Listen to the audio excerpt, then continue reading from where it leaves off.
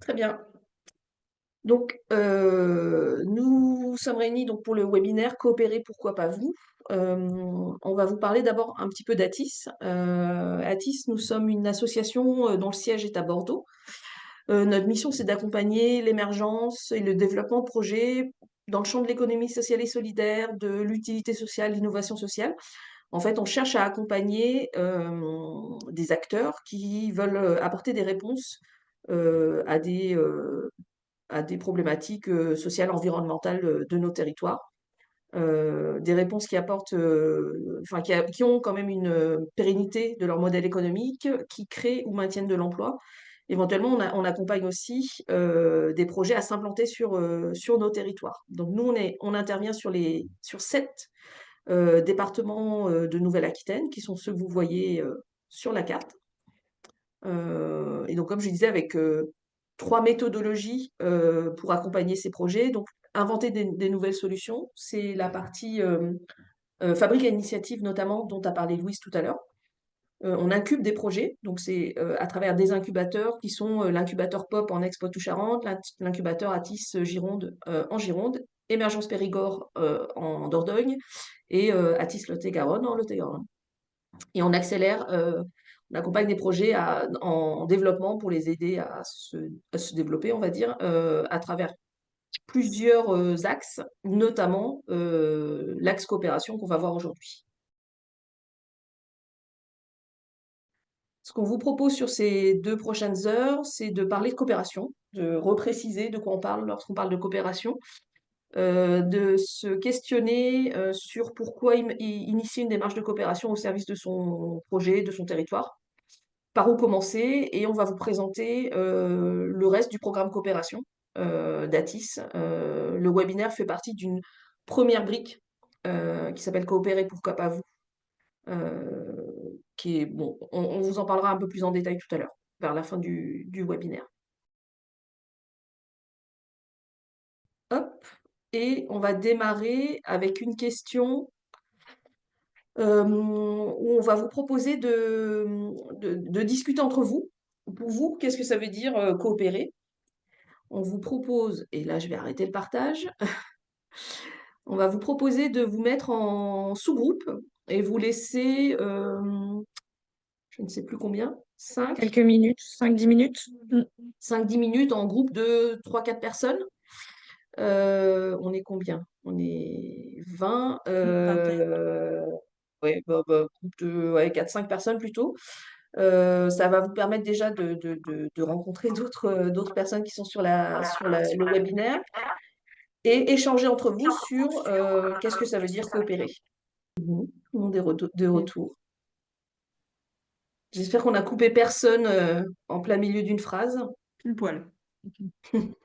Très bien.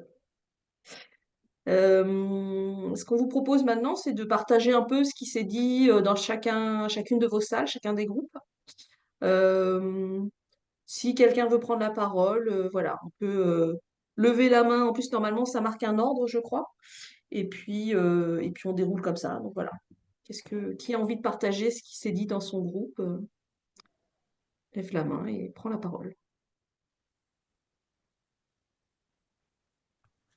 Est-ce qu'il y a eu des accords, des désaccords? Est-ce qu'il y a eu des points sur lesquels vraiment il y a des questionnements? Voilà. N'hésitez pas à partager un peu tout ce qui s'est dit et que vous trouvez intéressant à partager. Bah, je peux y aller si vous voulez. Pardon, je trouvais pas le lever la main. Mais du coup, nous, ce qu'on s'est dit, du coup, j'avais été avec Nathalie et Sébastien, et c'était surtout sur le fait que coopérer, bah, c'était faire ensemble dans la diversité positive que ça inclut, mais aussi toutes les difficultés que ça peut amener, notamment en termes de temps et le pendant de la diversité, avec chacun vient avec ce qu'il est et ses objectifs qui peuvent être différents, et sa vision de la coopération qui était différente. Mais en tout cas, oui, on était très en accord sur le fait que c'était à faire ensemble et qu'il pouvait y avoir des niveaux différents aussi de coopération, quoi. On pouvait être à la fois très avancé ou au balbutiement d'une coopération. Voilà. Et vous pouvez bien évidemment rajouter Sébastien, Nathalie, si j'ai oublié des choses. On s'est Merci juste Solène. interrogé aussi sur l'horizontalité des postures de chaque membre qui coopère, Et comment on fait quand, effectivement, dans la coopération, il y a le donneur d'ordre, il y a des postures qui ne sont pas forcément au niveau de l'horizontalité. Et Sébastien nous a parlé de permaculture humaine. C'est très chouette ça, la permaculture humaine. Et effectivement, Sébastien, si vous nous en dire quelques mots, ce serait très, très chouette, même si en quelques minutes c'est compliqué, mais je pense que c'est quelque chose à partager. Oh, j'ai pas dit grand-chose cet aspect-là, ça a été assez bref, donc je vais essayer de l'être aussi. Mais bon, voilà, moi je faisais vraiment une analogie avec la permaculture et de se dire que bah, la coopération, c'est le vivant dans son ensemble, quoi. Donc on peut tout à fait essayer de s'en inspirer dans nos pratiques pour nos projets collectifs ou en commun ou de coopération. Et, euh, et, et tout ça, oui, ça prend du temps. Faut se laisser le temps que les choses se fassent, quoi. Voilà, j'ai terminé. Merci. Dominique, levez la main. Oui, vous m'entendez là? Est-ce que Oui. oui, Très bien. oui, très bien. Oui, par rapport à cette notion de coopération, alors je vais sortir, voilà, ça c'est un bouquin sur l'économie qui va sortir dans quelques semaines. Là, c'est la version bêta que je viens de vous montrer. Et si vous me permettez, je vais vous lire les deux dernières phrases. C'est dans un monde riche en ressources, la compétition et les aspirations individuelles la compétition régit les aspirations individuelles et l'économie. Dans un monde pauvre en ressources, comme nous allons arriver, hein, c'est la coopération qui conduit le collectif et l'économie. Voilà, je pense que c'est cette coopération où on va devoir aujourd'hui, on va être contraint à le faire, quoi. Parce qu'on va arriver dans un monde qui va être pauvre en ressources. D'accord. Donc les Merci. ressources, ce seront les ressources personnelles. Mais c'est aujourd'hui compliqué, hein. Je vois, nous, dans les initiatives qu'on a, c'est quand on organise un répart cassé, par exemple, on réunit une cinquantaine de personnes. Quand il y a un loto qui est organisé par une autre association pas loin, c'est 200 personnes qui viennent, hein. C'est Ouais, compliqué, très compliqué.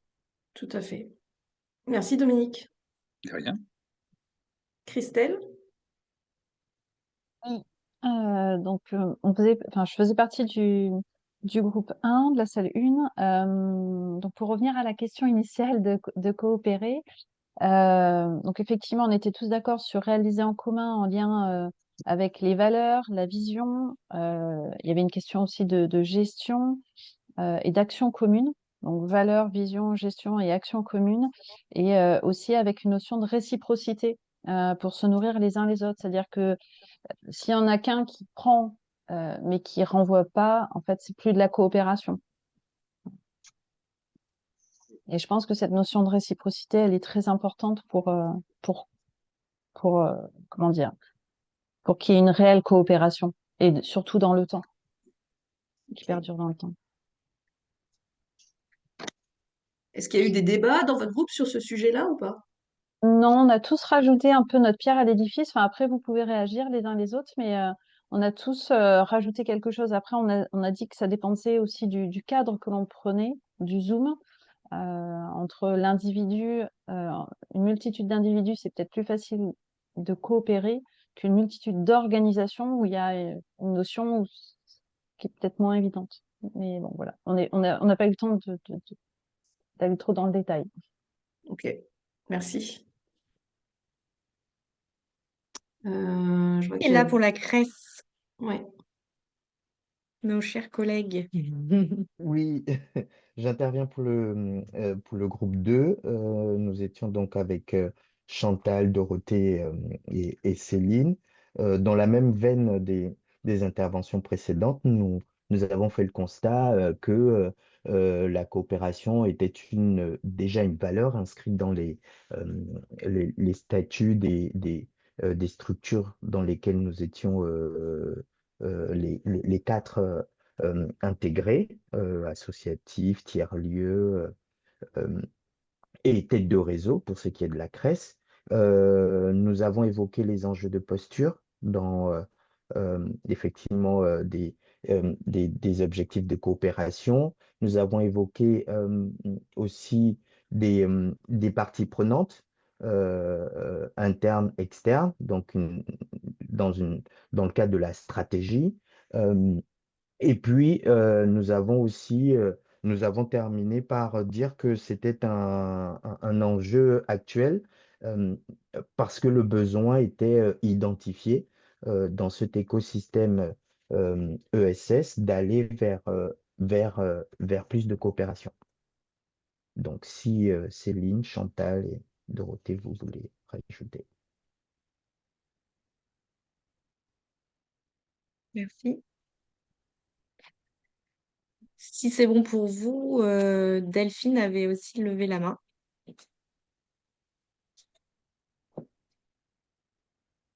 Oui, alors moi j'étais dans le groupe 5 avec Cécile et Christine. On n'a pas eu beaucoup de débats parce qu'on était d'accord sur l'idée de base de la coopération et on est arrivé à une définition. On avait dit que la coopération, c'était mutualiser des moyens et des compétences différentes pour rejoindre un but commun. Voilà, si Cécile, Christine, vous voulez rajouter quelque chose?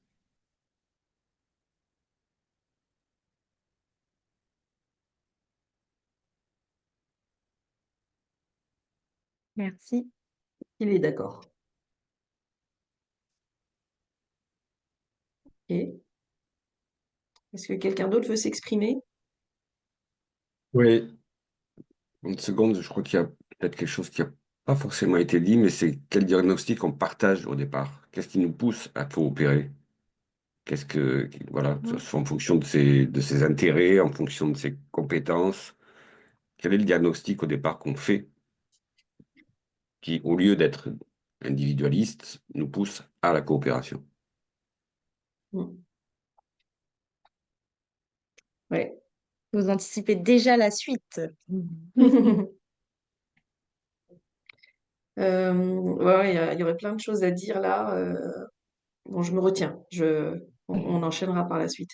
Ce qu'on va vous proposer maintenant, c'est alors dans tout ce que vous avez dit, effectivement, il y a des éléments de coopération. Ce qu'on voudrait vous amener, c'est une autre définition qui est un peu plus comment je vais dire ça, qui est pas forcément plus large, mais qui aborde la coopération de manière aussi, pas que de manière opérationnelle. On a parlé de partage de compétences, de mutualiser des moyens, des compétences. On a parlé de réciprocité avec d'autres. On a parlé de faire quelque chose en commun, mais d'avoir aussi une vision un peu plus méta, peut-être, de cette question de notre coopération. Et pour ça, on va vous partager la définition qui est proposée par un organisme qui s'appelle l'Institut des territoires coopératifs. Je ne sais pas si certains ou certaines d'entre vous connaissent. Hop.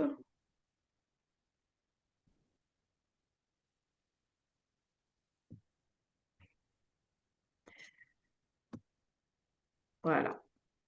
Donc, l'Institut des territoires coopératifs pose comme définition coopérer, c'est être co-auteur ou co-autrice d'une œuvre commune. Euh, c'est plus conceptuel, on va dire, par rapport à ce qui a été dit. Ce que je trouve intéressant dans cette définition, c'est que ça reprend vraiment l'étymologie de coopérer avec le terme, enfin l'origine opérare pour opérer, qui signifie œuvrer, et donc qui rajoute cette notion d'œuvre commune.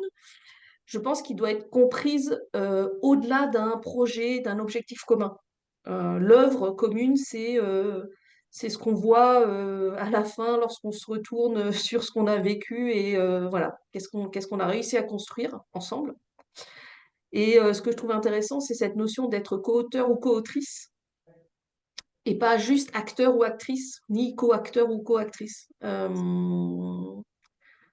Voilà, je trouve que ça rajoute une dimension encore différente qui va au-delà de on mutualise, on fait des choses ensemble. C'est souvent, on a longtemps utilisé ça, de moins en moins parce que ça a été, il y a eu pas mal d'écrits pour faire la différence entre la coopération et la collaboration. Mais la collaboration, si on reprend l'étymologie, c'est travailler ensemble, travailler avec, co-élabore. Donc, voilà, cette notion de coopération me semble, oui, pardon, cette notion de coopération, elle dépasse l'action. Elle inclut, bien sûr, elle intègre cette action, ce qu'on va faire, le côté très opérationnel, mais ça dépasse ça. Et donc, ça apporte aussi une question de posture, de savoir-être euh, coopératif. Je vois qu'il y a des réactions, enfin des messages en tout cas. Oui, est-ce que le PowerPoint, bien sûr, vous l'aurez, le PowerPoint à la fin de... On vous enverra ça avec le lien d'enregistrement. Est-ce que cette définition fait réagir certaines d'entre vous? Est-ce que vous avez envie de partager vos réactions, ce que vous en pensez, les questions, les interrogations éventuellement que vous avez par rapport à cette définition?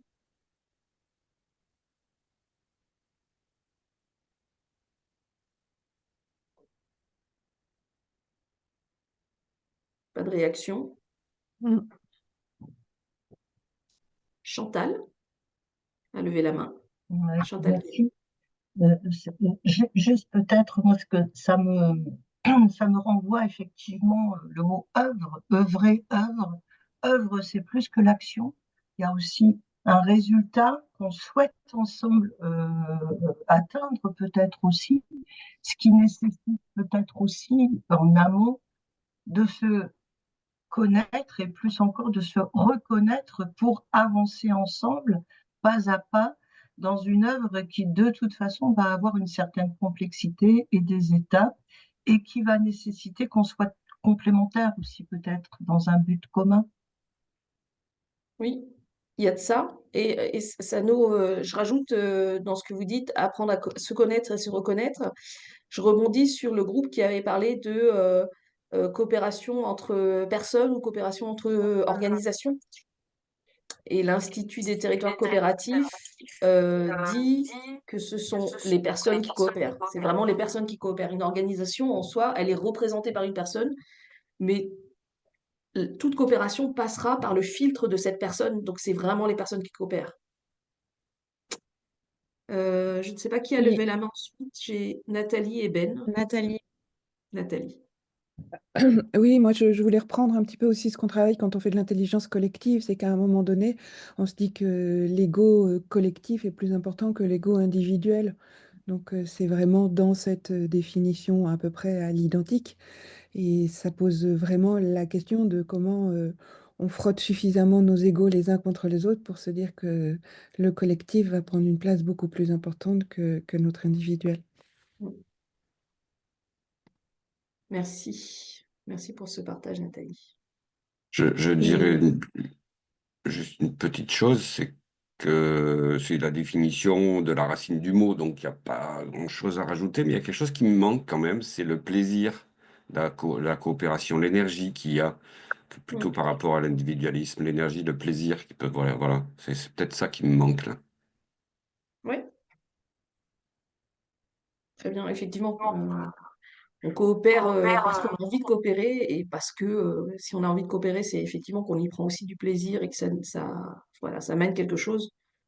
On ne peut pas se forcer à coopérer, en vrai.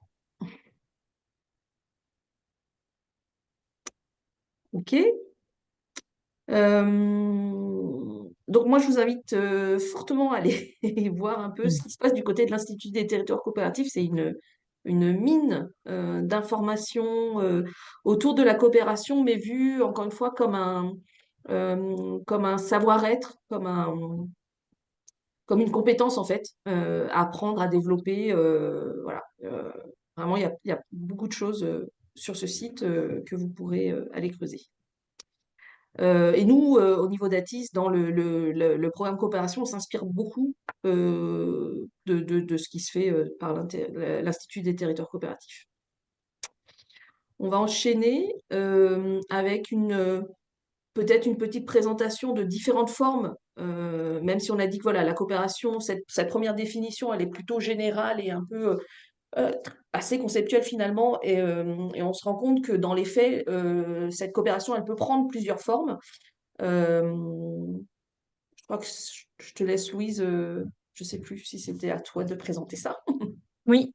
Euh, Nous, on distingue trois différentes typologies de coopération. Après, comme vous voyez, c'est pas forcément aussi segmenté. Et en fait, il y a des coopérations qui peuvent être à la fois économiques et stratégiques. Mais c'est juste pour se donner un petit peu en tête ce qui peut exister. La première que vous voyez à gauche, coopération de moyens, bah, c'est vraiment je partage un lieu, du matériel, des ressources humaines. Ou encore je fais de la mutualisation financière comme les fonds de dotation. On connaît des exemples comme les groupements d'employeurs qui sont assez représentatifs de ce type de coopération. C'est donc mettre en commun des ressources tout en maintenant son cœur d'activité. Euh, la coopération économique, donc faire ensemble, c'est plutôt porter un projet commun. Souvent, ce qu'on constate, c'est que ça peut être motivé par une réponse à un appel d'offres ou un appel à projet. Euh, et, euh, et voilà, donc peut-être que vous connaissez des coopérations économiques ou que vous en avez lancé certaines. Et la dernière, c'est ce qu'on appelle la coopération stratégique, donc faire corps. C'est plutôt le format réseau pour porter un plaidoyer. C'est parler d'une seule voix sur le périmètre qui est concerné pardon, par la coopération. On en a pas mal à vous citer, hein, bah, la CRES, par exemple, le réseau Renaître, la coopérative des tiers-lieux, Ticena aussi, qui est un réseau régional sur la filière textile, qui pourrait à la fois d'ailleurs être une coopération économique et stratégique. Voilà, peut-être que vous avez des exemples pour réagir sur ces différents types de coopération.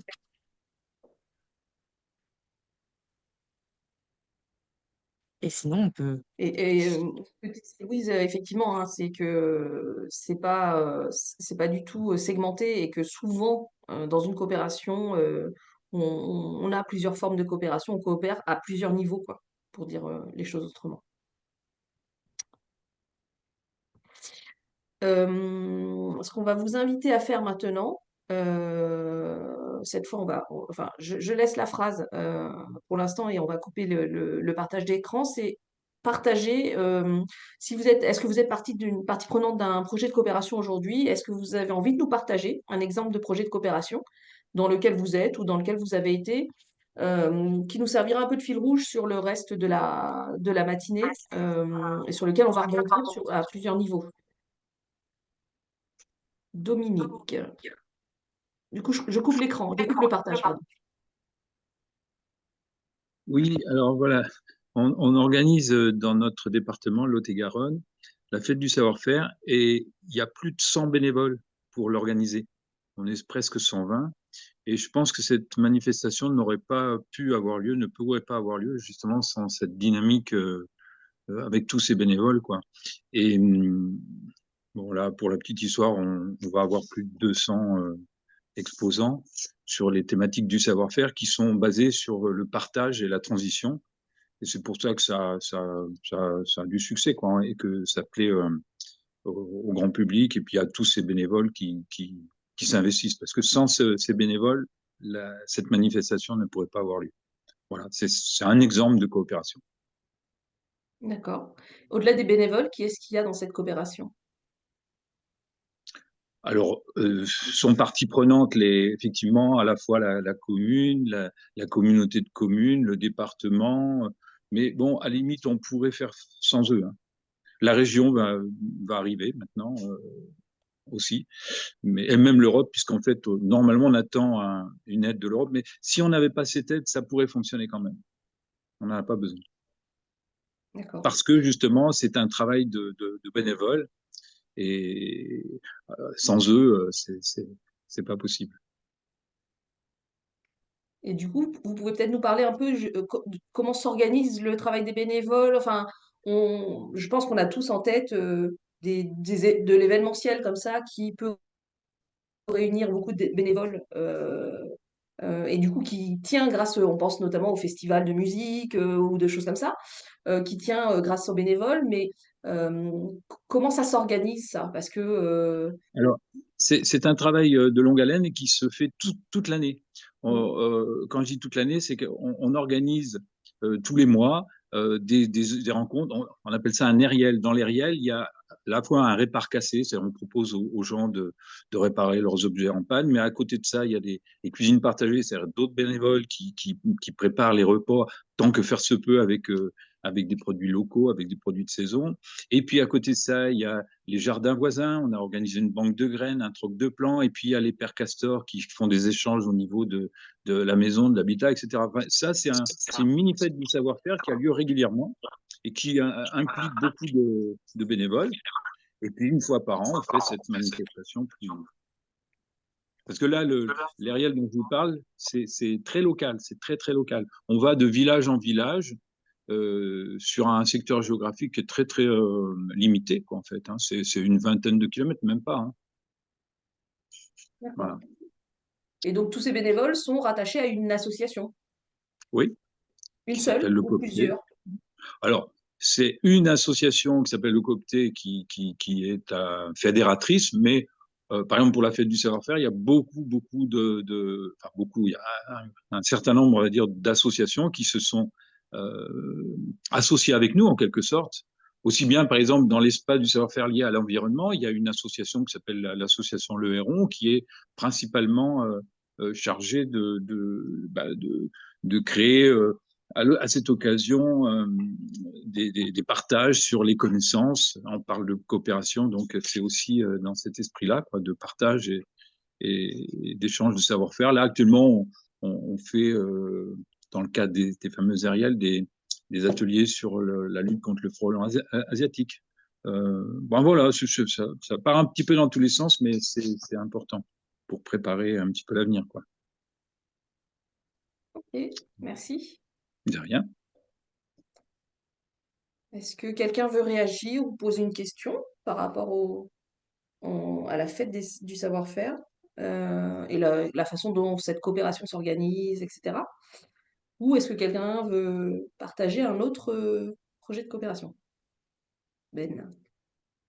Une réaction, parce que ce qui est indiqué pour cette fête-là, c'est la possibilité de se passer des acteurs financeurs, qu'ils soient communes et autres partenaires. Or, il me semble qu'une action comme celle-là, elle a quand même besoin de moyens, et notamment en ce qui concerne la communication. Je pense que c'est des événements qui doivent être diffusés le plus possible, les faire connaître, etc. Et les réseaux des acteurs institutionnels sont aussi importants pour faire connaître ce genre d'initiative.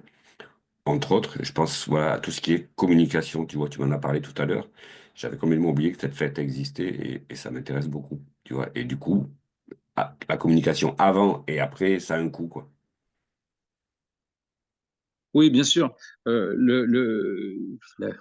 ce soit les affiches, que ce soit les banderoles, etc., ça a un coût. Mais on pourrait se passer du département, pour être très précis, très concret. Le département de l'année dernière nous a donné 2 000 euros et la communauté de communes 2 500.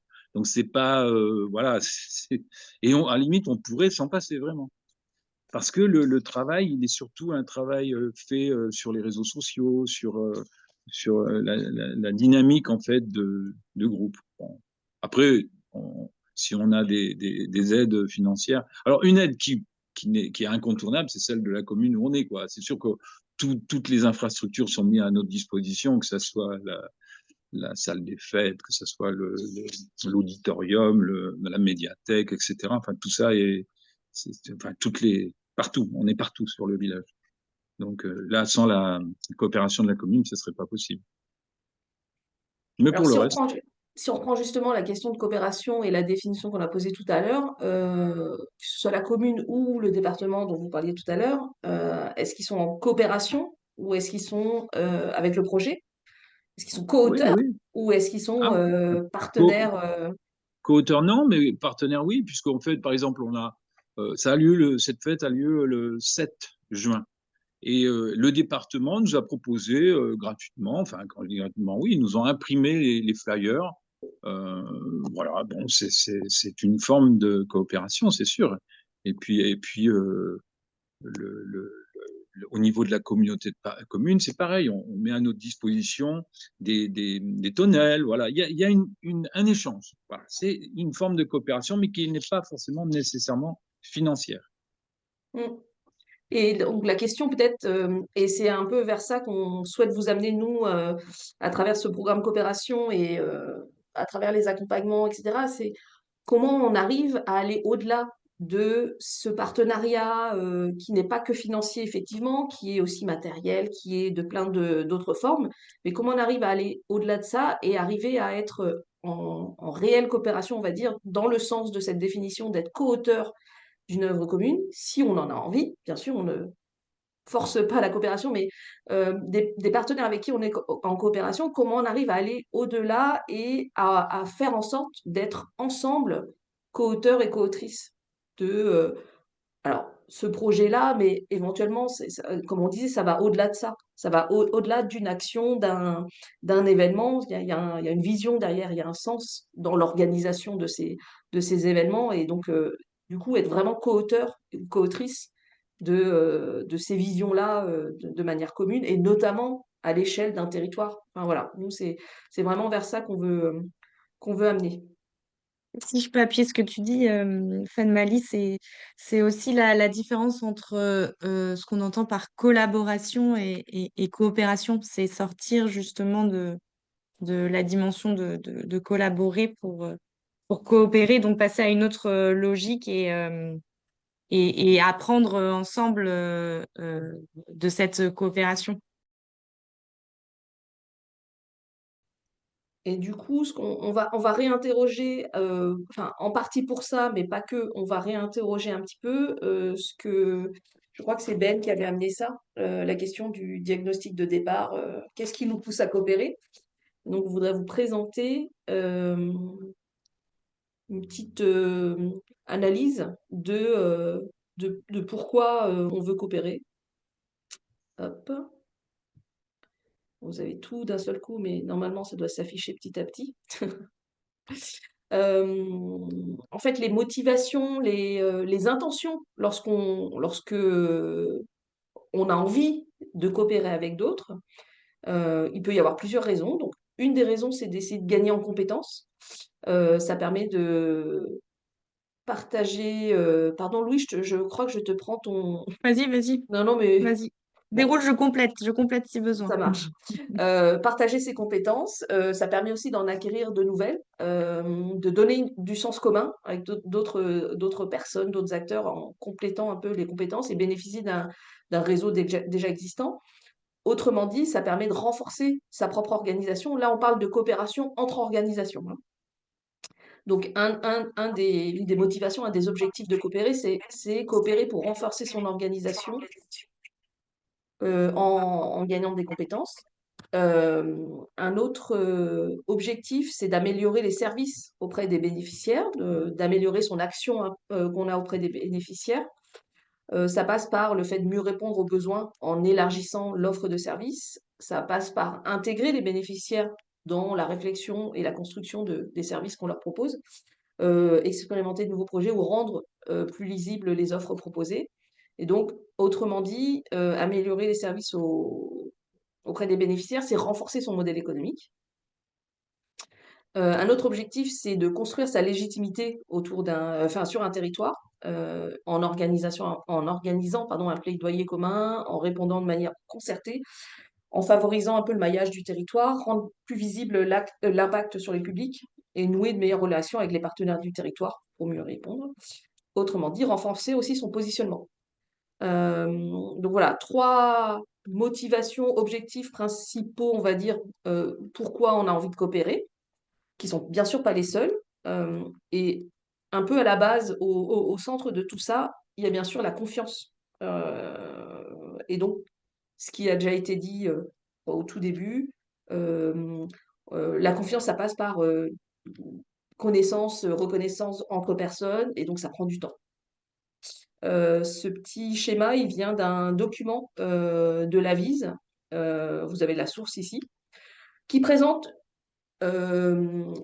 des motivations, des objectifs de coopération qui nous disent qu'est-ce qui nous pousse à aller, en tant que structure, qu'est-ce qui nous pousse à aller coopérer avec d'autres?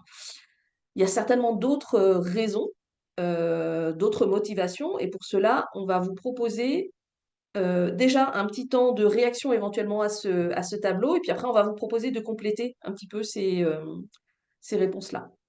Est-ce qu'il y a des réactions par rapport à ces objectifs de pourquoi on a envie de coopérer? Oui, Ben. C'est juste une petite question de sémantique, mais bon, il est très complet, votre tableau, il y a beaucoup de choses, mais la confiance, ça peut disparaître aussi vite que ça arrive. Et du coup, moi, je mettrais plutôt la question du contrat. Ah. Après, ouais, oui, c'est une forme en tout cas de la contractualisation et une forme de formalisation, on va dire, de la confiance. Malgré tout, je- bien sûr, la confiance, elle peut arriver et puis disparaître aussi vite, mais c'est vrai qu'à la base, sans confiance, il n'y aura pas de contractualisation de toute façon. Donc, faut que ça passe par de la confiance quand même. Là, le contrat, il peut être oral aussi, hein, mais voilà, il faut qu'il soit formalisé à un moment ou à un autre. On en parle aussi, tout à fait. Merci. On va commencer d'ailleurs par les motivations. On va rester sur ça. Donc la question, c'est qu'est-ce qui est pour vous une motivation? Qu'est-ce qui vous motive à aller coopérer? Et je reprécise, coopérer avec d'autres acteurs, y compris en dehors de votre structure.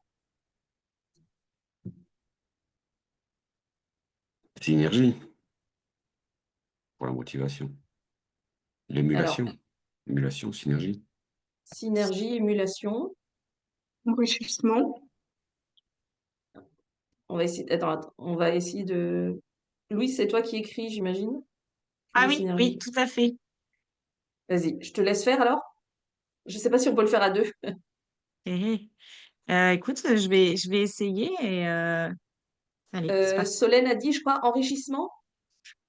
Est-ce qu'on parle d'enrichissement personnel? Est-ce que c'est la question un peu des compétences, du gain de compétences ou peut-être vous voulez préciser? C'est un peu dans le sens là, je crois que l'on a à apprendre des autres et que les autres ont à apprendre de nous, quoi. Ok, Pas merci. forcément, enfin, plus dans un échange de... Ouais. Et Fan Mali, j'ai plus accès au Oui, je tableau. pense que j'ai l'impression que Chantal a pris la main. Je vais arrêter, hop. Super, j'ai accès là. Pardon, hein. C'est pas grave. C'est les aléas du direct.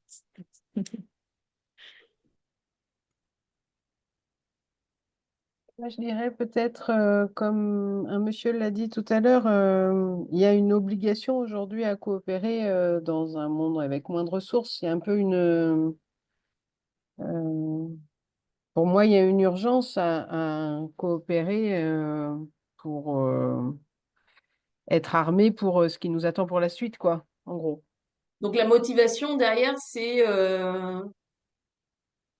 je vais utiliser des grands mots, c'est la survie. Oui, alors survie, c'est peut-être un peu gros, oui, comme mot, mais c'est un peu l'idée. C'est l'idée de dire, en fait, il faut s'organiser aujourd'hui pour pour être capable demain de faire face à sans doute d'autres difficultés. Ok.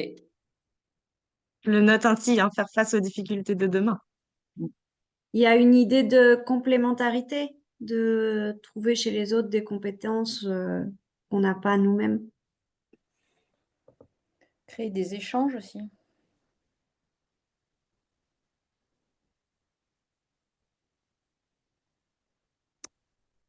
Du côté des peurs, je mettrais peut-être Alors, on va pas faire les peurs tout de suite, pardon. D'accord, On reste sur les motivations et après on ira sur les peurs tout à l'heure. je réfléchis alors. Merci. Trouver des compétences chez l'autre. Et il y avait quelqu'un qui a dit autre chose, mais j'ai pas retenu. Alors moi, je dirais peut-être aussi inscrire une action dans la durée, dans le temps, en fait, en coopérant. Hmm.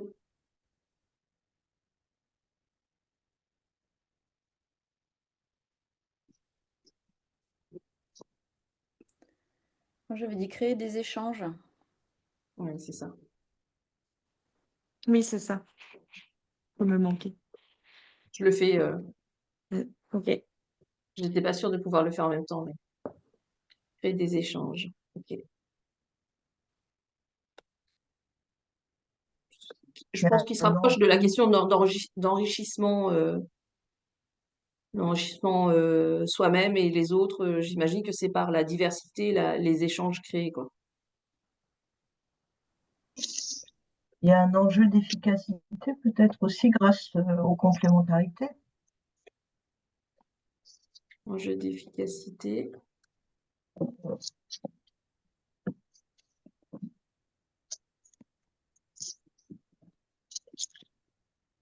Oui, c'est ce que dans le petit schéma de tout à l'heure, hein, la question de renforcer son organisation, c'est un peu cette notion-là de gagner en efficacité qui ressort. Oui, Ça va avec trouver des compétences aussi. oui, oui, créer des synergies. Ouais. On permettrait à la mutualisation des moyens humains, par exemple. Pour les associations, c'est parfois compliqué de trouver des bénévoles, donc la coopération, ça permet de pallier un peu à ça, quoi. Oui, Donc donc la la motivation. motivation, Ouais. Pardon, ouais, vas-y, c'est ça. Fanny. Si tu Essayer de veux. reformuler ça en motivation. La motivation derrière, c'est Renforcement des moyens humains. ou des moyens tout court. Il y avait un peu cette notion, hein, renforcer les moyens d'action, en fait, Mm, en mutualisant. C'est ça? c'est ça. On cumule les forces. Peut-être, j'ai entendu tout à l'heure parler de précaré, ben, c'est sortir des précarés. Peut-être se rassurer ensemble que c'est intéressant de sortir des précarés. Ouais. Ça me fait penser, Pan Mali, à une notion qui revient souvent dans le cadre de la coopération, quand on parle de se dérouter, justement. Mm. Sortir des précarés, est-ce que c'est faire Ouais, un précarité. pas de côté? C'était sortir des précarés, ouais, et pour se renforcer, c'est ça, ensemble, Non, je disais se rassurer mutuellement se rassurer. que c'est intéressant de sortir des précarés. Mm. Il y a Ouais. des peurs,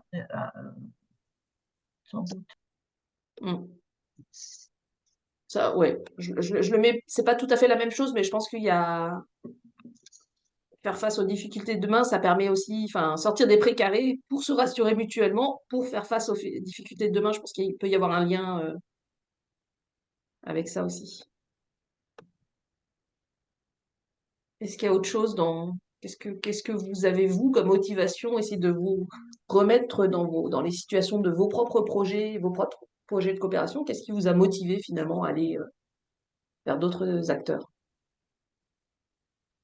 Ouais, c'est de Peut-être la notion trouver. Ah, pardon. Pardon, vas-y, continue. Moi, je voulais dire, il y a peut-être la notion d'accessibilité au plus grand nombre aussi. Le fait Ouais. que, enfin, au niveau social, on n'est pas tous égaux et que la coopération peut permettre d'accéder à plus de choses, à plus de personnes, quoi. Voilà, au plus grand nombre. Est-ce Il y qu'il a y a... la Pardon. question de l'inventivité, de la créativité. Ouais. Je ne sais pas si ça a été dit, mais voilà, trouver des nouvelles solutions d'une.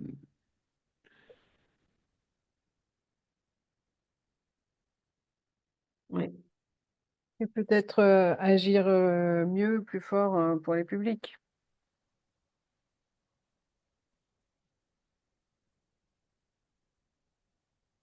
La question de l'impact.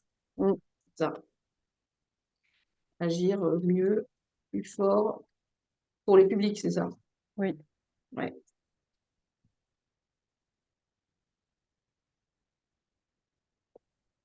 Il y a sans doute un enjeu aussi, enfin, moi je l'ai vécu, ça, d'élargir nos représentations. Puisque peut-être que les meilleurs partenariats, c'est ceux qui sont peut-être parfois au démarrage un peu improbables et qui nous amènent un petit peu plus loin. chacun. Oui. Ce que j'entends là dans ce que vous dites, c'est que, mais peut-être c'est mon interprétation à moi, dans le fait de trouver des compétences, trouver des synergies, renforcer, etc., c'est quelque chose de qu'on va aller chercher. Élargir nos représentations, c'est ce qui nous arrive en faisant ça. C'est-à-dire qu'on va aller chercher des choses, mais en fait, parfois, il va nous arriver autre chose qui, finalement, qu'on n'allait pas chercher au départ. On n'est pas allé chercher telle structure, tel partenaire de coopération pour ça, on allait chercher pour une compétence en particulier ou pour peu importe. Et en fait, sa vision nous amène à un élargissement qu'on n'attendait pas forcément au départ. Ouais. Oui, Moi, je par trouve ça exemple, hyper important, effectivement, Mm, de... mm. Hop, je note là. Les témoignages mettent souvent en avant cette idée que ça nous a permis d'ouvrir de nouvelles perspectives euh, et qu'on en sort grandi. Donc ça revient souvent dans les témoignages de structures qui coopèrent. Mm. On va aller du côté des peurs maintenant. Ah, Ce serait quoi les j'en freins, avais les une peurs ou autre les freins? en motivation, peut-être. Ah, il y avait une Dominique, motivation. Oui, allez-y. Oui, Pour répondre à un besoin commun? Répondre à un besoin commun. Oui.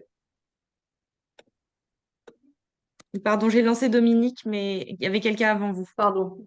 pas de souci. Hop. C'est bon, Dominique. C'est sur les peurs ou les Oui. motivations encore? Non, c'est toujours les motivations et la coopération. En fait, j'ai un exemple très atypique, on va dire, d'une coopération qu'on fait dans le cadre justement de cette fête du savoir-faire. C'est que bon, le milieu des, on va dire, des décroissants, des écologistes, etc., sont quand même majoritairement opposés aux chasseurs, on va dire comme ça. Hein, je résume, mais enfin, on a tenu quand même justement à créer cette coopération avec les chasseurs. Et ils seront présents à la fête du savoir-faire parce que ben, ils ont des compétences enfin bon voilà. Et donc leur présence nous amène aussi des choses quoi. Alors on les a pas mis à côté des jardins ou à côté de De la l'espace. LPO? Ouais, où il y a, parce qu'il y a, un espace consacré aux animaux domestiques avec un parcours d'agilité, etc., etc. Bon, là, ils sont loin d'eux, hein, c'est Oui. clair, mais par contre, ils sont là. Et ils nous aident parce que, entre autres, ils ont beaucoup de jeunes, beaucoup de force et ils nous aident pour les parkings. Enfin, voilà. Donc, il y a une coopération qui s'est faite avec eux et moi, je trouve que c'est bien. Mais il faut abaisser les barrières, en fait. Hein. Oui. Merci, Dominique. De rien. Oui, Ben. Je vous appelle Ben depuis tout à l'heure. Je ne sais pas du tout si c'est... C'est bien, oui, oui. Ben, c'est marqué, c'est comme ça. Oui, mais bon, Ben, c'est peut-être Ben le nom d'une 24, entreprise ou... voilà. c'est individuel. Sur les peurs, je dirais qu'il y a un risque d'usure ou de routine dans la coopération et que du coup, on devient un entre-soi qui fait qu'on n'est plus ouvert. Ouais. Je pense que c'est peut-être ça qui m'apparaît Est-ce qu'on peut le mettre en deux, en deux en deux quoi? parties? Ah oui, Il y oui, a oui, tout d'un à fait. côté le risque d'usure et de routine et d'un autre côté l'entre-soi qui est Oui, oui, effectivement... oui, oui, ouais. tout à fait. Oui, oui, moi, je fais un amalgame, je vous laisse trier. Merci. Peut-être un troisième, c'est des comportements toxiques qui peuvent pourrir une organisation, une coopération, qui proviennent d'individus ou qui proviennent d'une organisation au sein de la coopération et qui peut détruire les choses, quoi. Ok. Donc, comportement toxique.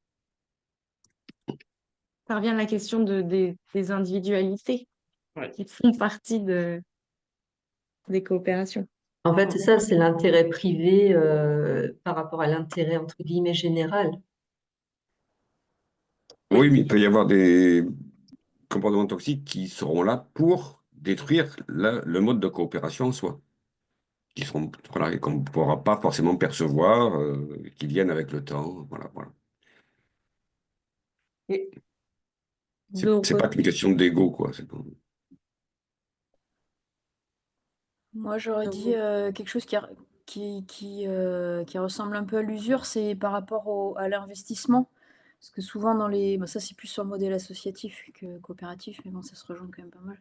C'est que souvent dans les assos, c'est souvent les mêmes qui donnent beaucoup de leur temps. Et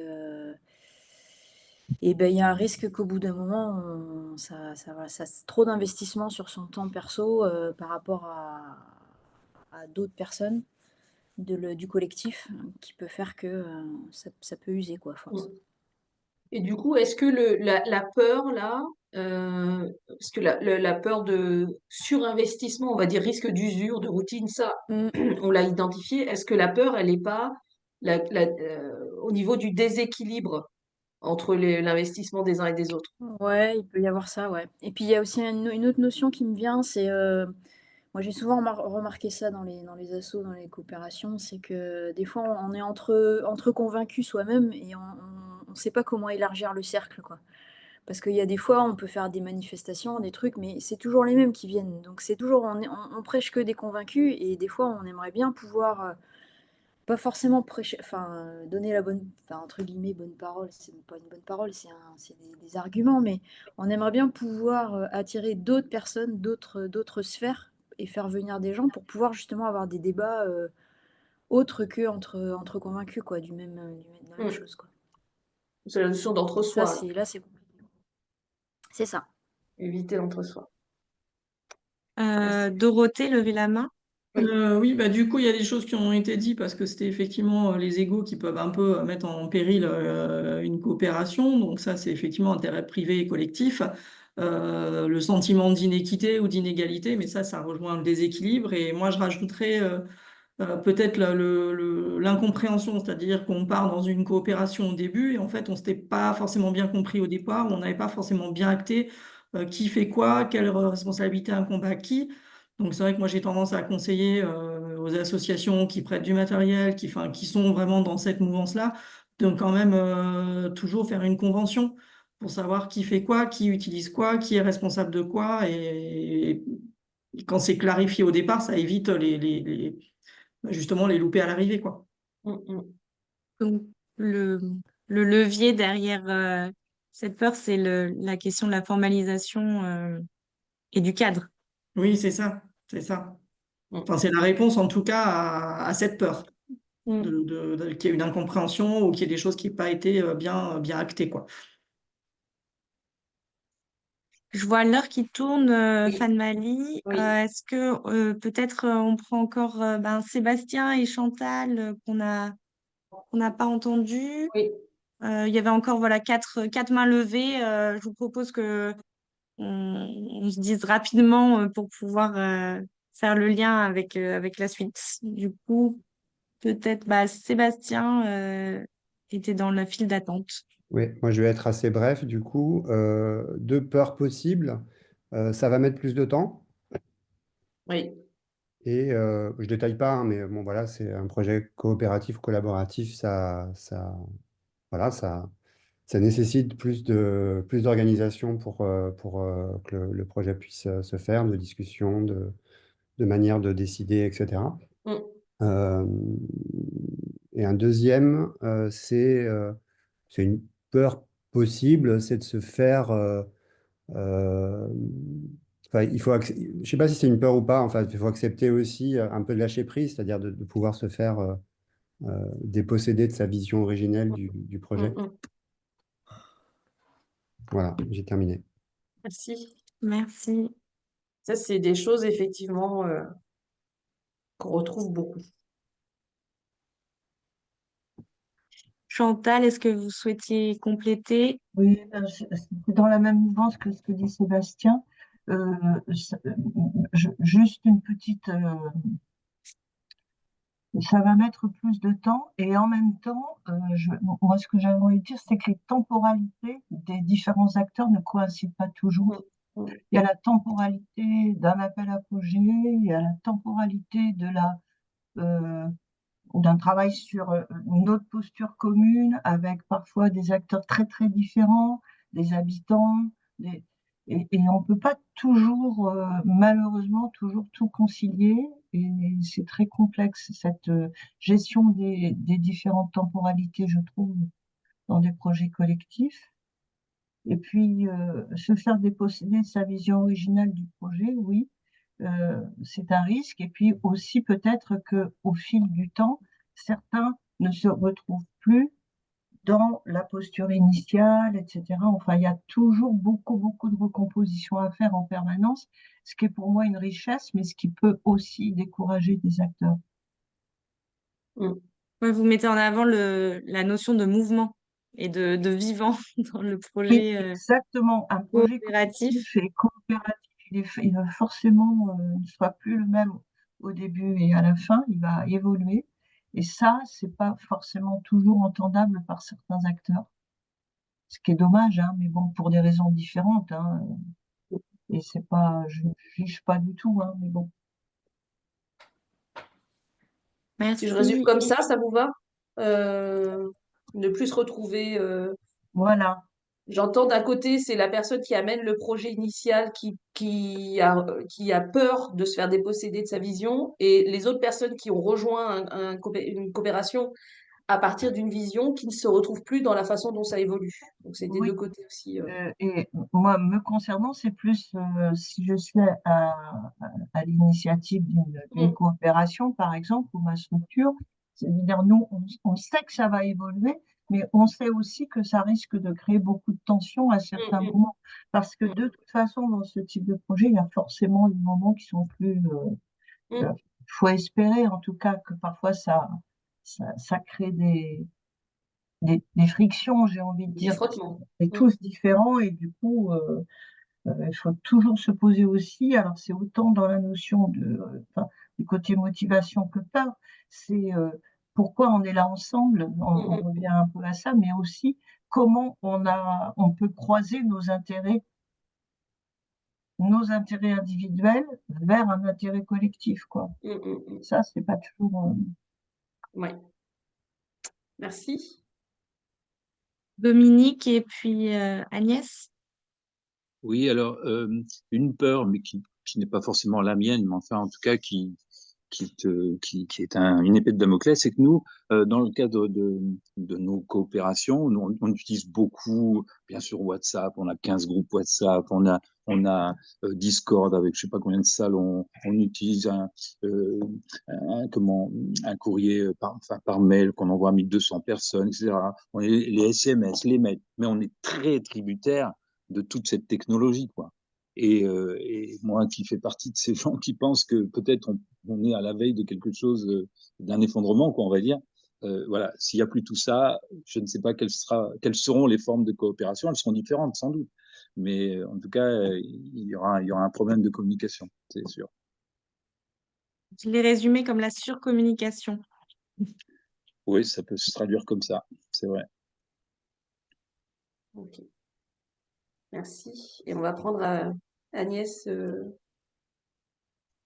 sur un dernier élément de peur. Oui, très rapidement. Bon, ça rejoint un petit peu la surcommunication et ça va mettre plus de temps. C'est que souvent, en modèle coopératif, bah, les décisions sont plus longues, forcément, puisqu'on est plusieurs à décider.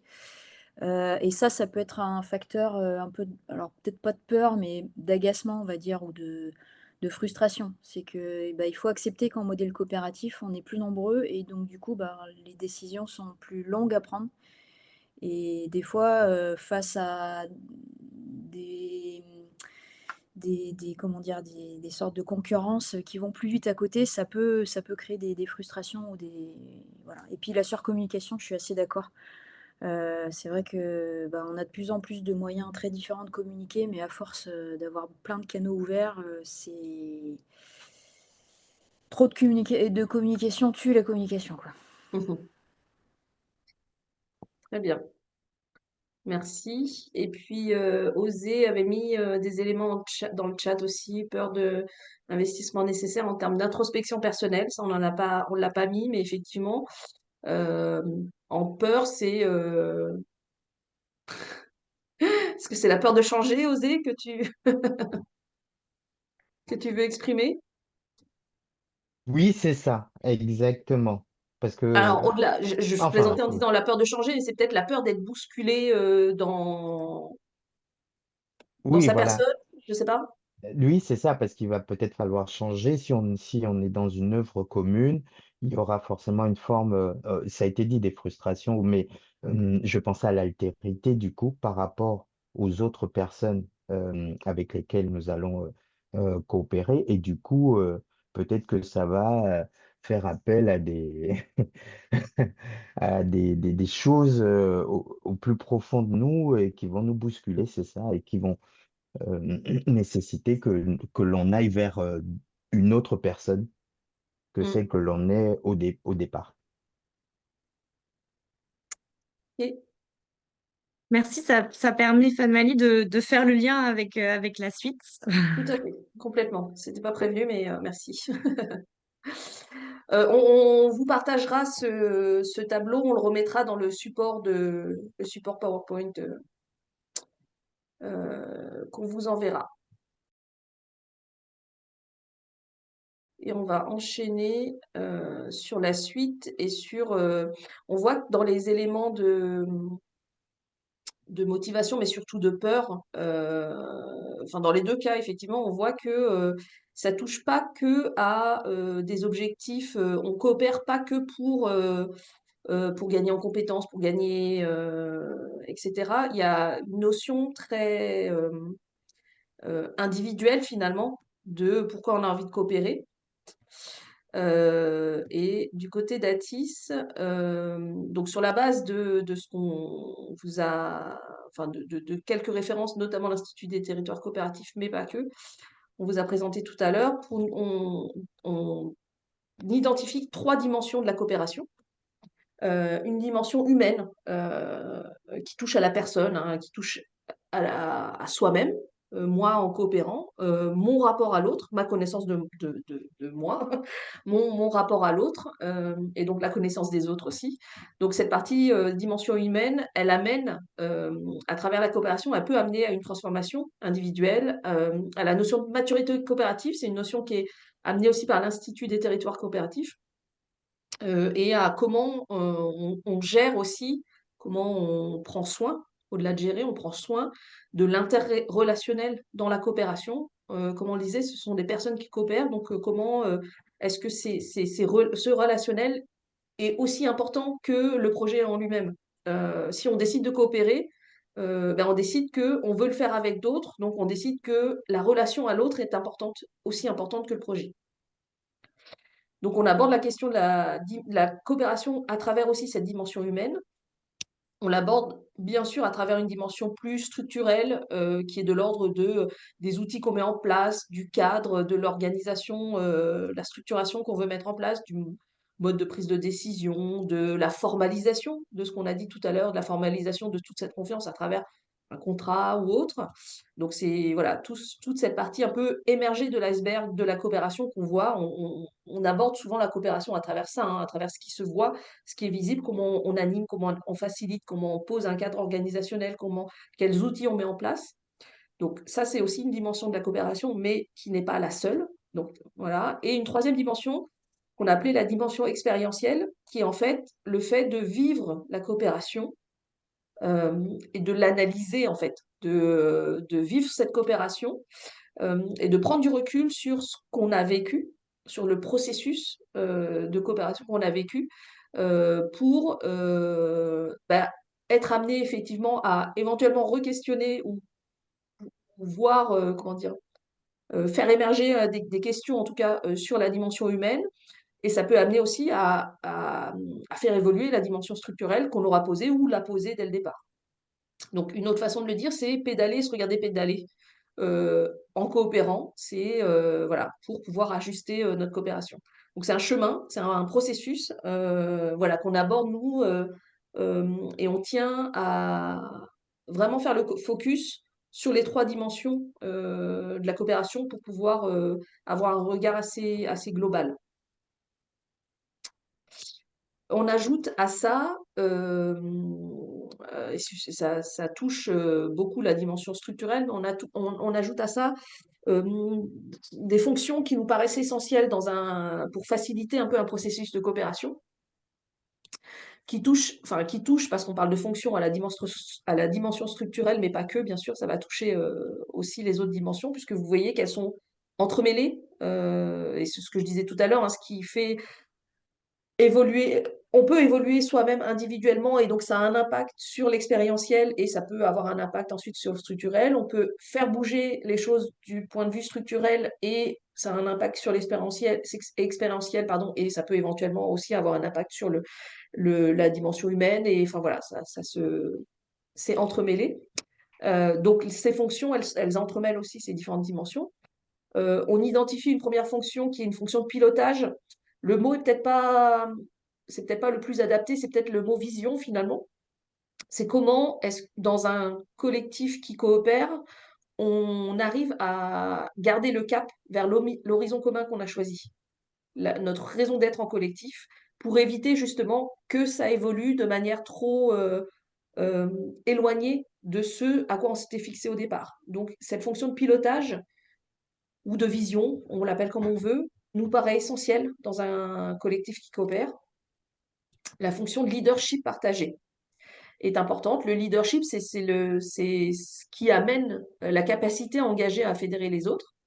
Et souvent, on va voir dans des coopérations, euh, en fait, il est possible parfois de rejeter ce mot de leadership ou de leader, justement pour aller vers quelque chose d'horizontal. Sauf que sans leadership, on ne va nulle part, puisque sans leadership, on n'emmène pas les autres. Et donc l'idée en coopération, c'est de pouvoir avoir un leadership partagé. Ça passe par, bien sûr, des personnes, et ça passe par à la fois la capacité des personnes qui n'ont pas forcément naturellement ce leadership de s'autoriser d'être dans des conditions suffisamment sécures pour se sentir autorisé à porter un leadership. Ça passe aussi par des personnes qui ont naturellement ce leadership à veiller à ce que à ne pas le concentrer, enfin ne pas le garder dans ses mains. Donc il y a tout ce travail-là autour du leadership et qui est une fonction importante, mais qu'on a besoin de partager dans un collectif. Et donc ça passe, vous voyez bien, ça touche pas mal à la dimension humaine de la coopération. Autre fonction, c'est la fonction d'animation, de facilitation, qu'on distingue un peu du pilotage, parce que le pilotage, il est bien si je prends l'image un peu d'un bateau, c'est la personne qui est sur le mât, qui regarde l'horizon et qui veille à ce qu'on aille bien dans la bonne direction. L'animation, la facilitation, c'est au quotidien. Au quotidien, il y a besoin de faire en sorte qu'on avance sur les sujets, qu'il n'y ait pas forcément des sujets qui sont réservés à certaines personnes. Enfin voilà, il y a toute la partie d'intelligence collective d'une coopération. Elle s'organise aussi, elle s'anime, elle se facilite. Et donc c'est cette fonction-là qu'on identifie comme une fonction aussi importante du processus de coopération. Comment on organise le travail, et c'est dans cette fonction-là qu'on permet aussi l'émergence de leadership partagé.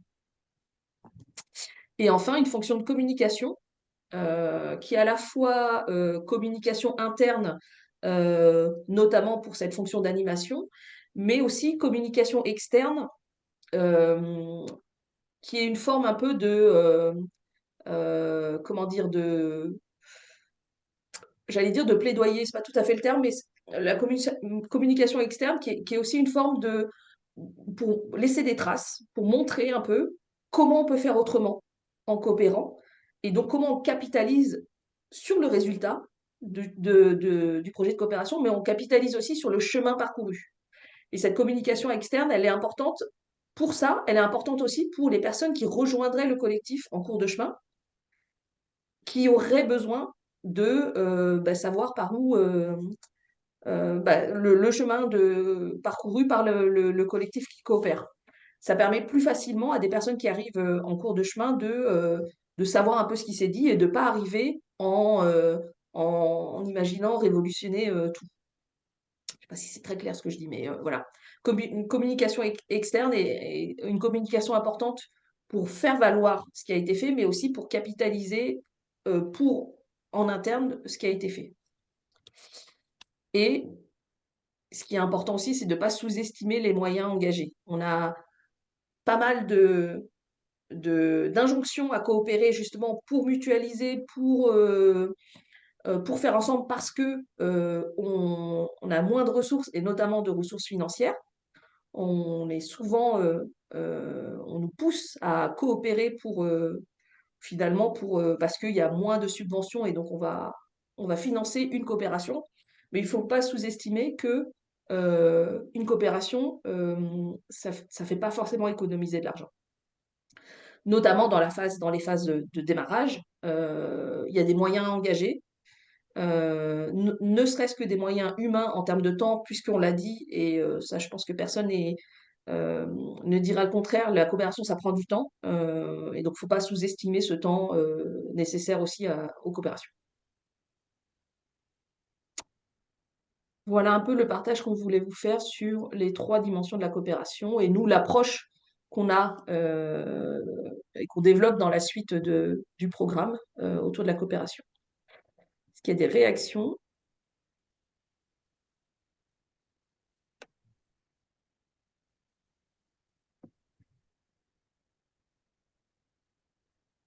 Pas de réaction.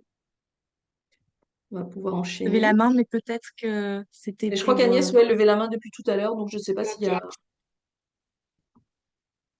Hop. Je ne sais pas pourquoi j'ai un Non, pardon, stylo. j'avais oublié de la baisser. Pas de souci. Il nous reste une vingtaine de minutes. Oui. Chantal a levé la main. Oui, je me posais juste la question de l'évaluation dans tout ça. Alors, c'est pas... Avant, pendant, aussi peut-être, qu'en pensez-vous? Alors, du bien. Il y a 2 choses en fait. La notion d'évaluation, moi je l'associe au projet en lui-même, au projet auquel va répondre le besoin qu'on a identifié, etc. Donc effectivement, la question d'un diagnostic de départ et d'évaluation de l'impact qu'on a. Là, sur ce que j'ai présenté, en fait, on s'intéresse au processus de coopération, à comment entre plusieurs organisations qui décidons d'agir ensemble sur un projet et donc qui avons initialement fait un diagnostic de départ et sommes mis d'accord sur ce diagnostic de départ, etc. Nous montons un projet et ensuite, effectivement, on y inclut de l'évaluation en cours et a posteriori. Mais là, ce qu'on a mis en avant sur cette diapo-là, c'est vraiment ce qui touche au processus de coopération en lui-même et pas forcément au projet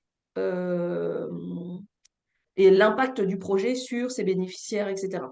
Ça s'ajoute, bien sûr, ça s'ajoute à ça, mais nous, on voulait vraiment faire le focus sur qu'est-ce qui se joue dans le processus de coopération et qu'est-ce qui fait que J'ai en bien coopération, on arrive à aller ensemble plus loin. On je parlais de ce type d'évaluation. Hein. Ah, de ce type d'évaluation-là, d'accord. Parce que, mais c'est un peu sous-entendu. Vous dites pédaler et se regarder pédaler en permanence. C'est pour ça que je m'étonnais qu'il n'y ait pas aussi cette notion d'évaluation de comment ça se passe, c'est comment on régule éventuellement, comment on se réajuste. Parce que c'est mouvant tout le temps, peut-être. Mais en fait, voilà, c'est vraiment c'est ce qu'on retrouve dans la dimension expérientielle et c'est en fait, il y a une forme quelque part d'auto-évaluation. Est-ce qu'on est toujours bien dans ce collectif, dans cette coopération? Est-ce qu'on va toujours là où on avait envie d'aller ensemble? Est-ce que voilà. Mais ça me semble central. Enfin, ça me semble être une fonction essentielle, mais c'est mon opinion qui est peut-être ma petite opinion, on va dire. Hein, non, mais c'est intéressant, effectivement. Les expériences que j'ai vécues. Mais... Ouais, complètement. Mais ça fait partie, ça en fait partie, effectivement, peut-être ça mériterait d'être un peu plus souligné. Merci Chantal. Du coup, c'est un petit peu la grosse question pour vous qui peut-être êtes en train de réfléchir sur ces sujets de coopération et à enclencher une démarche de coopération. Et donc, si vous deviez enclencher cette démarche de coopération économique territoriale, par où est-ce que vous commenceriez et quelles seraient vos premières étapes voilà, ou peut-être si vous l'avez déjà fait, peut-être vous pouvez partager aussi la genèse un peu du projet, par où vous avez commencé.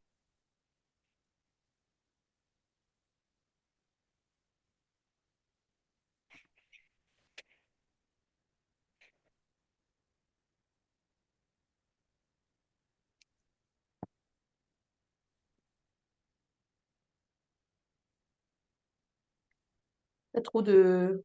Pas de volontaire pour démarrer. Est-ce que vous vous êtes d'abord posé, les étapes, elles peuvent être diverses, hein, mais est-ce que vous êtes d'abord posé pour définir les contours du projet? Est-ce que vous avez d'abord identifié peut-être des coopérateurs et vous êtes allé les chercher?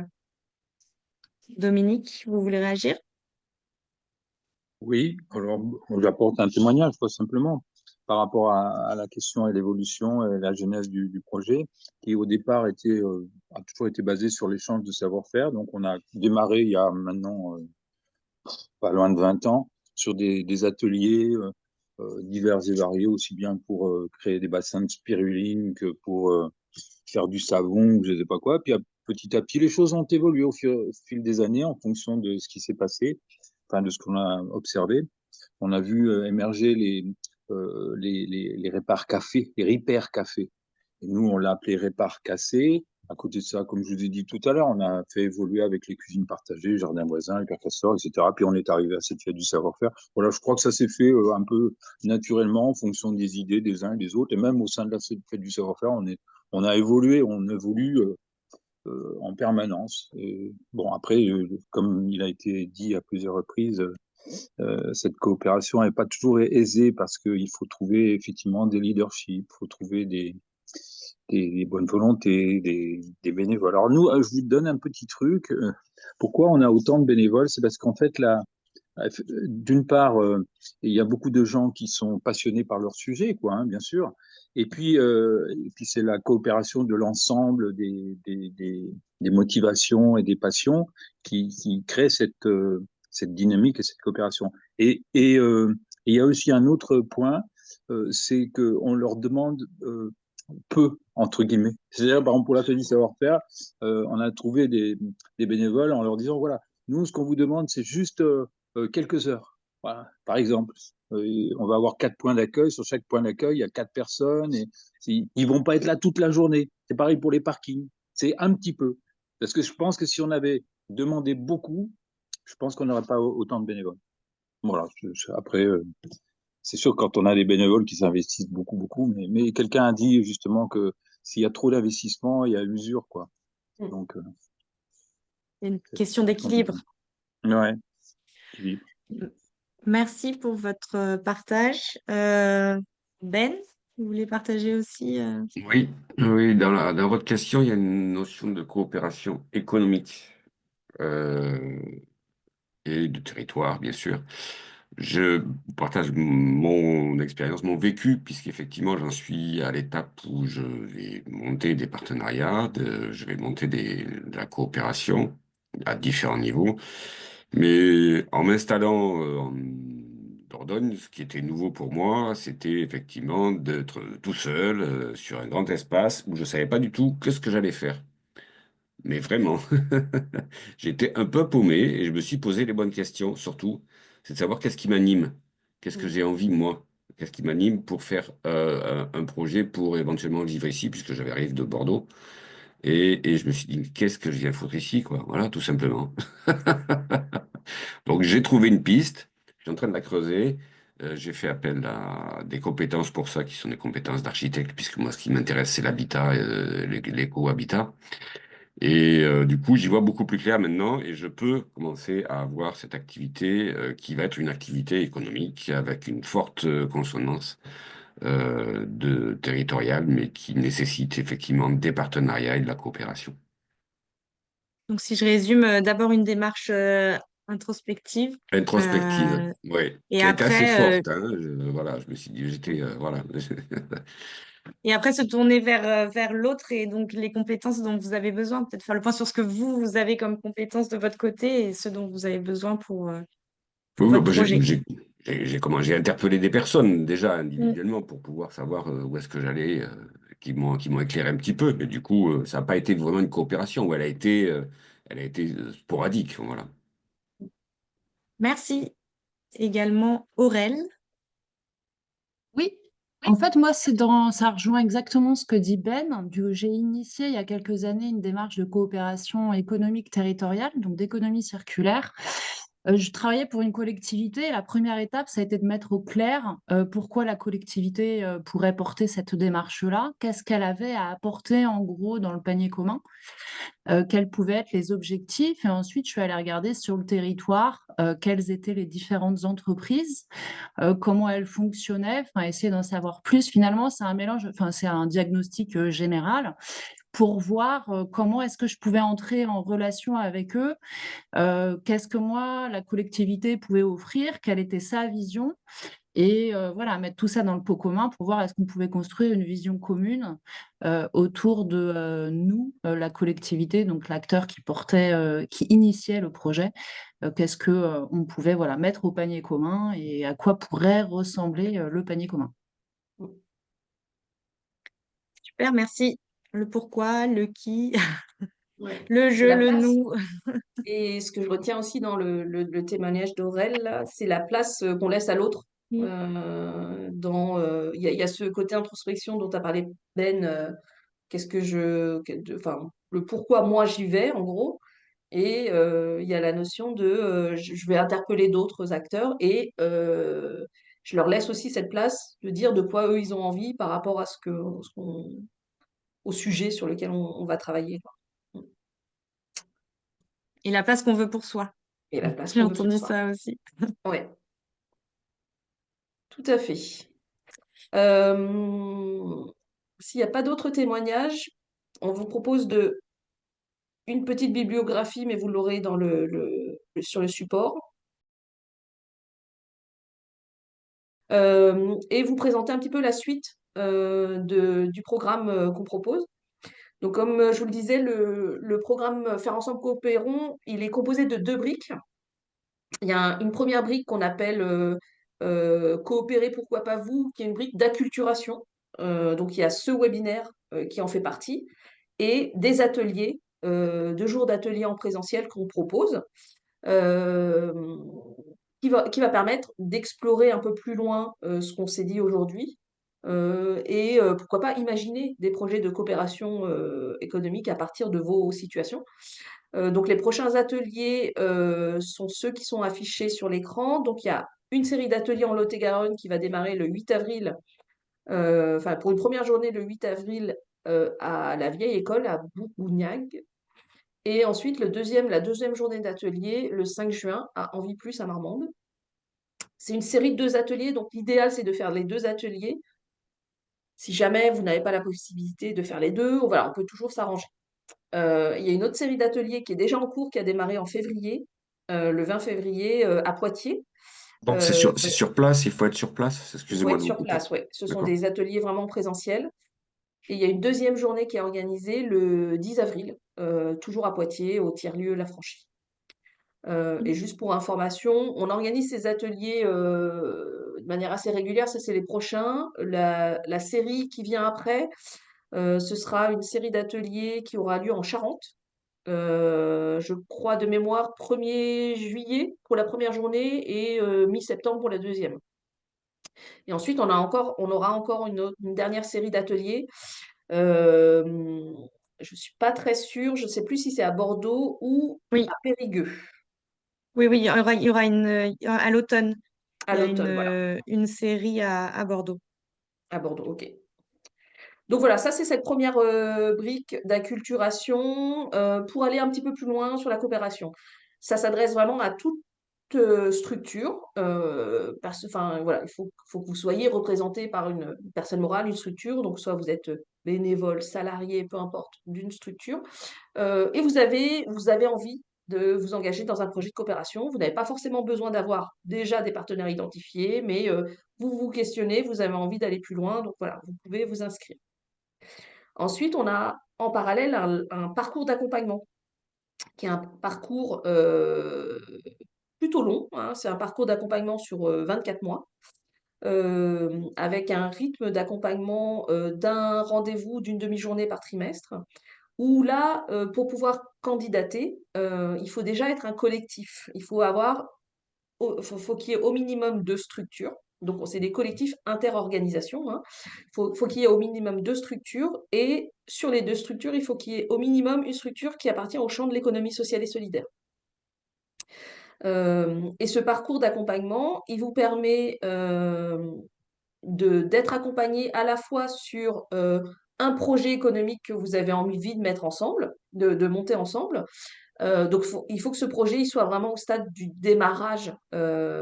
Si c'est un projet qui existe déjà, une coopération qui existe déjà, on n'est pas forcément l'acteur adapté pour vous accompagner. Il y a d'autres dispositifs qui accompagnent les structures, les coopérations déjà existantes. Là, on accompagne vraiment l'émergence d'une coopération.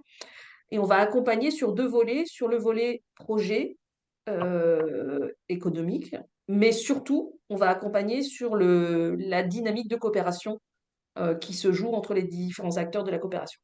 Donc, il y a cet accompagnement de 24 mois avec un rendez-vous par trimestre. On a aussi des temps en séminaire avec d'autres collectifs et on peut avoir des temps avec rendez-vous experts à la demande et il y a un carnet de bord qui fait le suivi tout au long du parcours. Donc, il y a un dossier de candidature qui est en ligne et on a un comité de sélection qui se réunit un peu de manière ad hoc pour étudier les différentes demandes et intégrer les accompagnements par la suite.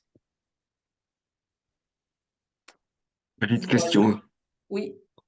sur ça. Donc, quand on n'a pas de structure à laquelle on est rattaché ou inexistante, on peut faire les ateliers et aussi le parcours d'accompagnement ou s'il faut choisir. Alors, on peut faire les ateliers et le parcours d'accompagnement. On peut faire les ateliers seuls et rester là et le parcours d'accompagnement seul. Par contre, il faut avoir une structure. Il y a une petite tolérance, je pense, pour les ateliers si vous n'avez pas de structure et que vous êtes ou pas encore de structure pour pouvoir creuser un peu le sujet en tant que personne physique, personne seule, enfin individuel particulier, je veux dire. C'est Hmm. possible, mais c'est pas possible pour le parcours d'accompagnement. D'accord, ok. Il faut Parce vraiment qu'après, être moi, je sous une suis structure. bénévole dans plein d'associations et de structures, mais bon, Oui, mais du coup, c'est pas, enfin, c'est pas le rattaché à mon projet projet. doit engager l'idée de projet sur le parcours d'accompagnement, par exemple. Si c'est au titre du bénévolat pour une association que vous souhaitez, que vous avez un projet de coopération, ça peut marcher, mais c'est au titre D'accord. de la structure que vous représentez. Ok, donc mais pour les ateliers, ça va, ça passe, quoi.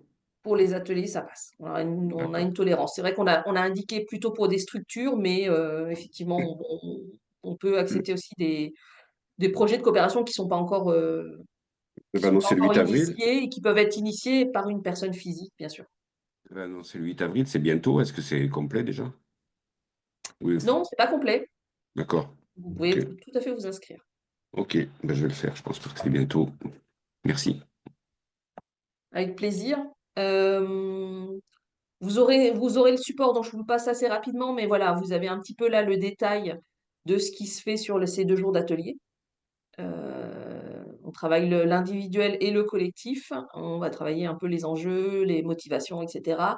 Identifier les partenaires si vous n'avez pas de partenaire et un peu s'outiller pour démarrer, pour lancer une coopération. Avec un petit défi entre les deux jours.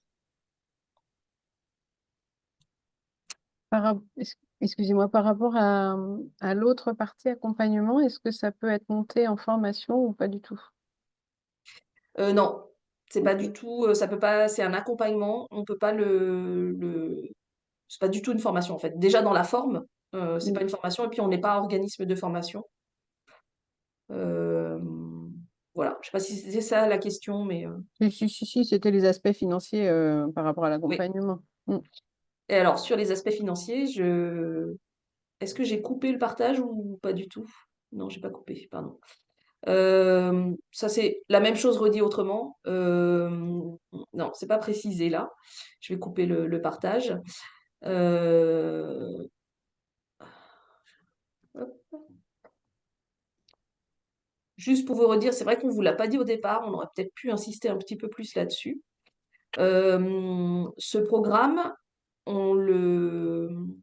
il existe parce qu'on a des partenariats, des partenaires financiers. Et on a notamment comme partenaire, vous le voyez ici, la Fondation de France Malakoff Humanis, l'Europe, le FSE par le biais de la région, et des partenaires territoriaux, on va dire le CEMOCTOM, Syndicat des déchets de l'Entre-deux-Mers, et Bordeaux Métropole. Et en fait, ces partenaires nous permettent de financer, de proposer les ateliers et les webinaires gratuitement. Et ils nous permettent de financer des accompagnements. Alors, il y a des portes d'entrée, on va dire. Bordeaux Métropole permet de financer un accompagnement sur Bordeaux Métropole. Le projet, enfin l'accompagnement est déjà pris. Donc voilà, c'est Moctom, pareil, un accompagnement sur ce territoire, c'est déjà pris. La Fondation de France et Malakoff Humanis ont orienté le financement sur l'accompagnement de projets autour du bien vieillir ou de l'aide aux aidants. Donc dans ces thématiques-là, on a aujourd'hui 3 projets qui sont accompagnés, 3 collectifs accompagnés, dont un qui est à l'arrêt. Voilà. A priori, il pourrait y avoir un collectif supplémentaire, mais voilà, c'est encore à discuter avec les financeurs. Et on a le FSE qui s'est rajouté, qui cofinance un peu l'ensemble. Donc, pour le redire autrement, dans le champ du bien vieillir et de l'aide aux aidants, l'accompagnement est gratuit parce qu'on a ces financeurs-là. Reste à savoir de manière plus précise s'il reste des places, etc. Et le comité de sélection sert aussi à ça. Sur tout autre sujet, on ne ferme pas la porte, bien sûr, et on étudie les possibilités de cofinancement par d'autres acteurs. Donc, sur la question de la prise en charge de l'accompagnement, en fait, on est en discussion avec le collectif qui a envie d'être accompagné et on va aller ensemble essayer de chercher un cofinancement pour prendre en charge la partie d'accompagnement pour que ce soit gratuit, du coup, pour les personnes qui candidatent et qui participent à l'accompagnement. C'est un peu plus clair? Oui, oui, merci beaucoup. Très clair. Après, vraiment, sur ces questions-là, le plus simple, c'est d'en parler en direct et puis d'essayer de voir voilà, quel projet, à qui vous pensez comme acteur de la coopération. Peut-être d'avoir déjà un premier temps d'échange avec les différents acteurs. Et pour ça, finalement, ce n'est pas l'objectif initial des ateliers, mais pour ça, de participer aux ateliers ensemble, ça peut permettre d'avoir ces premiers échanges, quoi.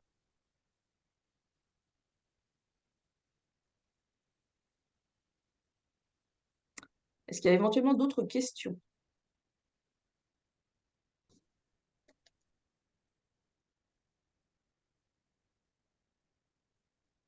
Non. Eh bien, il est midi, pile, 00. Très bien. Donc, je vous remercie pour votre participation. Merci beaucoup. Merci à On vous. vous envoie comme convenu le support, le lien vers l'enregistrement de ce webinaire et puis nos coordonnées. Si vous avez vraiment la moindre question, n'hésitez pas à revenir vers nous et on échangera sur ce sujet. Et voilà, on essaiera de vous apporter des réponses. Et si on n'est pas, si l'accompagnement qu'on propose, le programme qu'on propose ne correspond pas, ne nous semble pas correspondre à vos besoins, vos attentes, on essaiera de voir ce qui peut exister par ailleurs parce on est en train d'essayer de monter un collectif, on va dire, avec d'autres accompagnateurs autour de ces sujets de coopération et on essaye de voir un peu qui sera le plus pertinent en tout cas. Merci beaucoup. Voilà. Merci à tous et toutes. Très bonne Merci. journée. Merci, Bonne bonne journée. journée. Bonne journée. À vous aussi, merci, au revoir. Merci, bonne journée.